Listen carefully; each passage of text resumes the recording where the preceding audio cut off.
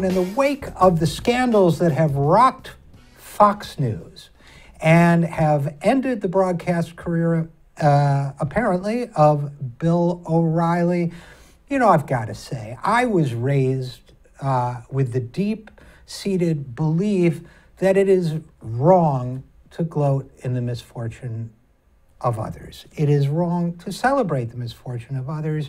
Schadenfreude, that is to say, taking delight in the misfortune of others, is wrong, but what the hell? Bill O'Reilly, it couldn't happen to a nicer guy. Now, of course, we say that, speaking of the loss of his public platform and the public loathing to which he is being so rightfully exposed. But let us remember that Bill O'Reilly is not coming away from this with the kind of suffering or tragedy that people like him have imposed on so many others. And by that, look, he's going to get an enormous payout to go away. A reported $13 million has already been paid to his victims. He will probably get at least double that for not working as a broadcaster for the rest of his life. So, look, let's not shed any tears for or celebrate the misfortunes that Bill O'Reilly is not going to experience. But there are some lessons to be taken from the Fox News story and the Bill O'Reilly story. This is something I've actually struggled with in print and personally for many, many years now, which is at what point do you look at your opponents, your political opponents? You know, the folklore here in Washington, D.C., and it's amplified by politicians like Bill Clinton and Barack Obama and Hillary Clinton and others, as well as some politicians on the mainstream Republican right, which is dying out even as we speak, to the radical Tea Party right. But the idea is this, you know, we can disagree without being disagreeable. We can differ without judging each other personally. Look, in principle, I support that. I mean, that seems all very noble and high-minded. It seems like the way politics worked for a number of years.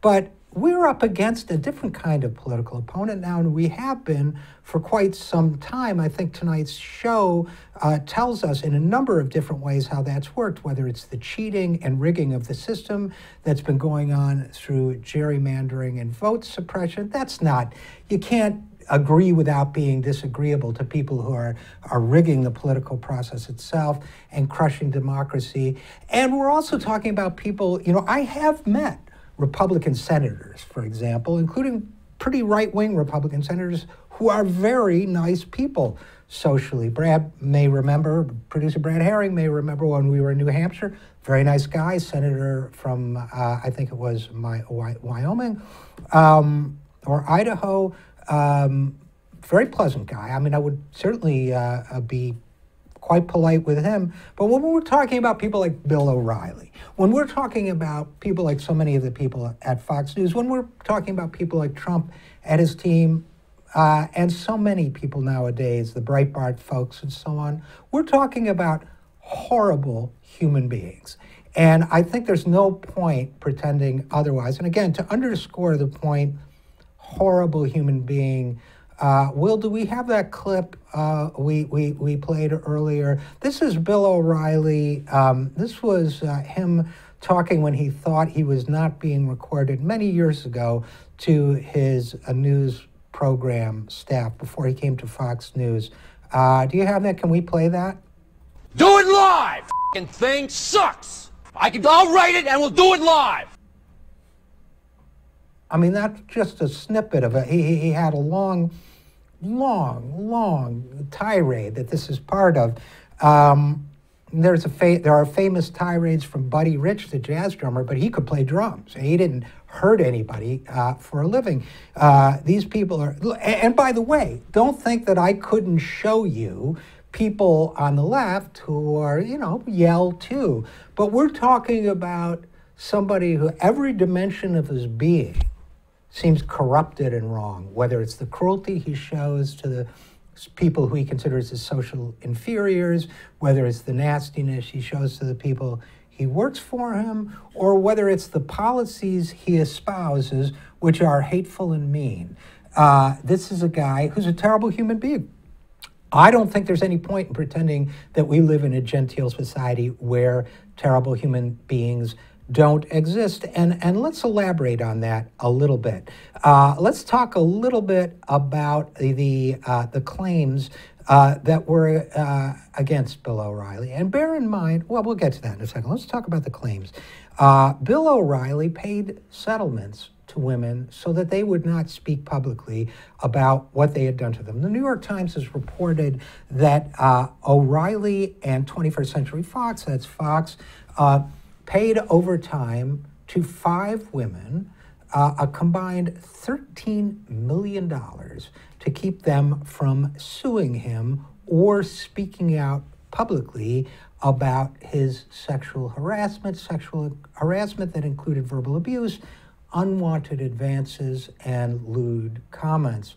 This is horrific behavior, and of course it was the case of a producer on his show, Andrea Macris, who went public and also got a settlement. 2 other women have since spoken to the New York Times, perhaps more, even as we report, about inappropriate behavior by O'Reilly, and more women have come forward since then, reportedly. An attorney in Los Angeles is representing 3 other women who have claims.